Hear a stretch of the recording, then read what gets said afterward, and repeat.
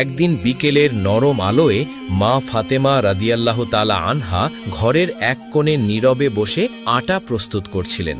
ঘরের ভেতর তখন ছিল নিস্তব্ধতা, শুধু তার নিঃশ্বাস আর আটার মৃদু শব্দ। সেই আটা ছিল খুবই সামান্য, পরিমাণ করলে এক মুঠোর বেশি হবে না। এই অল্প আটাটুকু পানিতে ভিজিয়ে তিনি পাতলা করে কিছু বানানোর চেষ্টা করছিলেন, যেন অন্তত তার সন্তানদের মুখে সামান্য হলেও খাবার তুলে দিতে পারেন। অভাবের মধ্যেও তার অন্তরে ছিল অসীম ধৈর্য আর আল্লাহর ওপর পূর্ণ ভরসা। ঠিক সেই সময় হঠাৎ ঘরের দরজার বাইরে ভেসে এলো একটি তীক্ষ্ণ করুণ কণ্ঠস্বর। কেউ কি দয়া করে আমাকে একটু ভিক্ষা দেবেন? শব্দটি যেন সরাসরি তার হৃদয়ে আঘাত করল।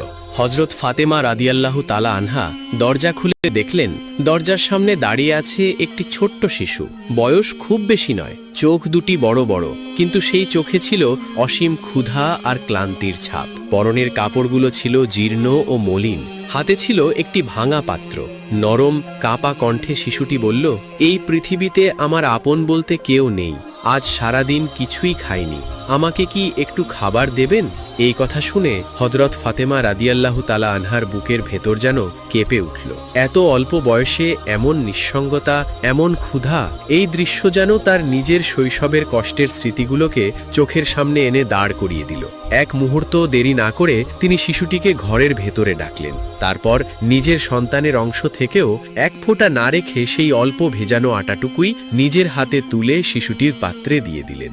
শিশুটি ভাবতেও পারেনি এত সাধারণ একটি ঘর থেকে সে এমন দয়া পাবে। কাঁপা কাঁপা হাতে পাত্রটি ধরে সে স্তব্ধ হয়ে দাঁড়িয়ে রইল, চোখ দুটো ভরে উঠল অশ্রুতে। তারপর ধীরে ধীরে বলল, আপনি তো আমাকে সবগুলো আটা দিয়ে দিলেন, আপনারা কি খাবেন? হযরত ফাতেমা রাদিয়াল্লাহু তাআলা আনহা মৃদু হেসে বললেন, আল্লাহ আমাদের খাওয়াবেন। এরপর শিশুটি ঘর থেকে বের হয়ে নীরবে চলে গেল। মা ফাতেমা রাদিয়াল্লাহু তাআলা আনহা আল্লাহর কাছে কোনো অভিযোগ করলেন না, শুধু মনে মনে বললেন, হে আমার রব, তুমি সব জানো।